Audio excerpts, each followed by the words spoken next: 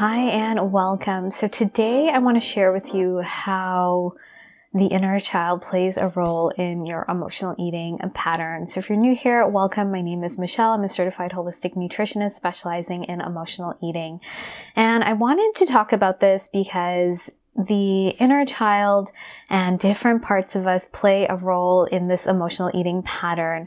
So emotional eating is a coping mechanism. It's when we use food to soothe ourselves from any discomfort, any distress, any uncomfortable emotions. And so it is a way we help ourselves temporarily not feel that unease. But it's not a resolution. It's not a solution. It's a coping strategy. And that means that we don't know how to actually move through the discomfort. We don't know how to make changes to create the life that we want. And so our inner child is part of this pattern.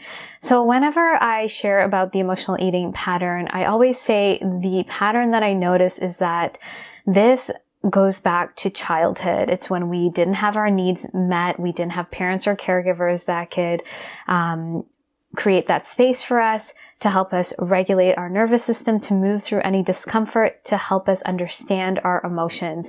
And so what happens is that we are left with this discomfort and we look for ways to take the edge off. And food soothing us is one of those ways. In our society, there are so many different patterns.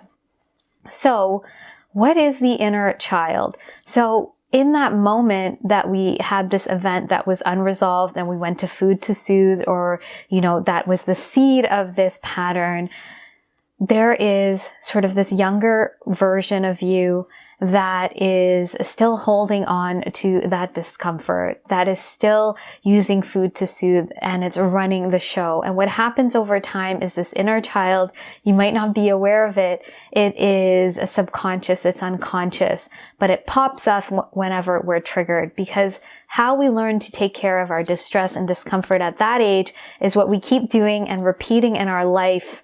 And that's why we feel out of control, because we've grown up, but that younger part of us hasn't. It's sort of stuck in the past. And so we need to be able to go back and meet our true needs and resolve the pattern at the root in order to move forward. So there might be just the inner child. There are different protection mechanisms, and there are different things that are happening, creating us staying stuck in this. And so when we have this pattern and it becomes subconscious and it's unconscious, we don't see it anymore. We don't know where it came from. We don't know what was really going on. And maybe even at that time, at that age, developmentally, we wouldn't have known what was going on because we needed our parents and caregivers to guide us through this process. We needed them to model this to us. And so what happens is that we just feel this void, this numbness, this discomfort. We want to take the edge off of the pain, of the discomfort. We want to take the edge off of feeling unloved. And so we go towards food, and we're constantly trying to escape this feeling. And so every time that feeling pops up, we go back to the same coping strategy. We emotionally eat.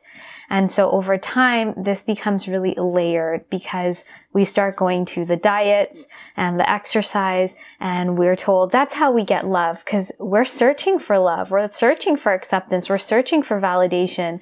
And we get new ideas put into our heads around diet and our body. And if our body looked a certain way, then maybe, and we get filled with all of these different ideas.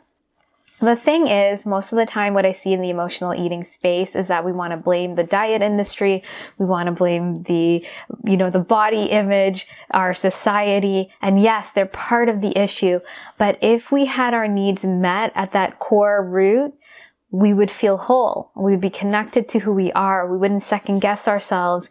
And it'd be a lot more difficult for us to jump into these diets and these quick fixes and these, trying to look a certain way, thinking that's going to make us feel good, because we would be whole. We would know how we would have that love and acceptance and that validation from our upbringing. And that's really the deeper root.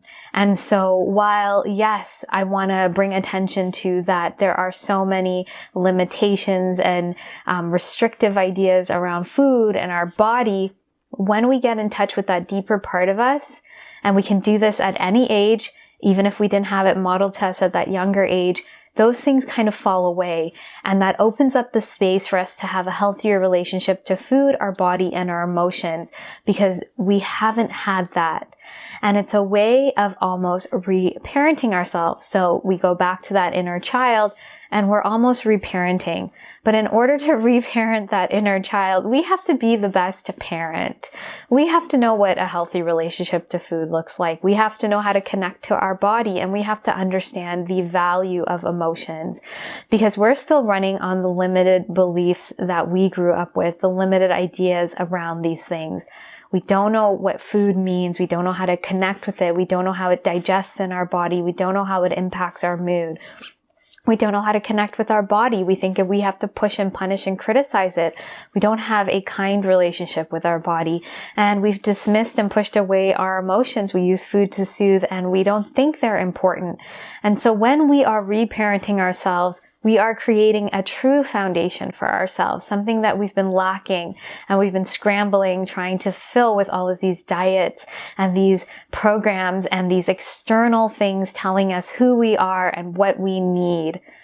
This is not going to help us feel whole. It's going to make us feel more broken, because we keep thinking something's wrong with us. Something's wrong with our body. Something's wrong with the way we feel. Something's wrong with the way we act. We second guess ourselves time and time again, and we lose touch with who we really are. And so what I want to say to you is that you're not lost. You're not broken. There is a way to come back to who you are, but we need to move through these different layers. And so inside of my program, the Emotional Eating Evolution program, that's what we do step by step. The program is giving you a structure so you can flow from, after years of abusing your body and buying into this diet mentality and these restrictions and feeling like, you have to do people please, or you have to do this in order to be loved and accepted. You don't really know what it feels like to have those deeper needs met. This is a process, and we need guidance through this process. We're relearning a new way. We're moving through the resistance. We're moving through what doesn't work. We're connecting back to who we are. And this is how we resolve this pattern at this deeper level. And it is sustainable. When you touch into these parts of you, you don't have to scramble and distract yourself with a shower when you want to eat something. You don't have to obsess about food. You don't have to make sure, you hit the gym for like the 2 hours. You are going to be in tune with your body, in tune with what it needs, and in tune with yourself. And you're going to be able to make those decisions moving forward. You're going to be able to navigate the ups and downs of life and meet those stressors, because you would have done the deeper work. You would have gone back to that earlier you that didn't have her needs met and start giving it to her, because you are learning that in real time as an adult to take that back to your younger you. What I see with clients is that when we do this deeper work and we haven't created a structure that is more connected to your true needs, when we get into that younger you and we're wanting to make that connection and create that relationship, we're operating from our own parenting, from our own parents. And so that's from a survival point of view. We have to shift the way we look at things from surviving to thriving. And I'm not saying this is a one-step process. This is a process. It's something that you start connecting to yourself. But what I'm going to say is, when you connect back to yourself and you tap into how you feel, you're going to know you're on the right track. You're going to be your compass. You're going to be the barometer for if this is working, if this is feeling good.